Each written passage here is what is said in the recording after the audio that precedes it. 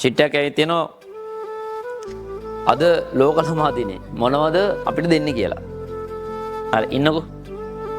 ලෝක ළමා දිනේ කවුද මේක ආරම්භ වුනේ? තුර්කියේ. මේක තුර්කියේ ආරම්භ වෙලා මේක එක්සත් ජාතික සංවිධානය ජාත්‍යන්තර දිනයක් බවට පත් කරනවා. එතකොට මේ ලංකාවේ ලෝක ළමා දිනේ කියලා සමරන්නේ කවද්ද? ඔක්තෝබර් 1 වෙනිදා. ඒ කියන්නේ අද ලෝක ළමා දිනේ කියන්නේ මේ ටික පොඩ්ඩක් අහගන්නකෝ. උඹලා ළමයි වෙලා ඉන්න තාක්කල් උඹලගේ අම්මා තාත්තා ගුරුවරුන්ට උඹලා හැමදාම ළමයි.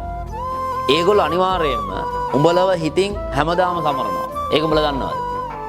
එතකොට මේ ලෝක ළමා දිනෙට ඇත්තටම විශේෂ දිනයක් අවශ්‍ය වෙන්නේ නැහැ. ඒ වගේම උඹලා මතක තියාගන්න ඕනේ. අද ලෝක ළමා දිනේ වගේම ලෝක වැඩිහිටි දිනෙත් කියන එක. ඒ වගේම දෙමව්පියන්ට ඔයාලා හැමදාම ළමයි වගේම ඔයාලටත් හැමදාම මේගොල්ලෝ දෙමව්පියව අමතක කරන්න එපා.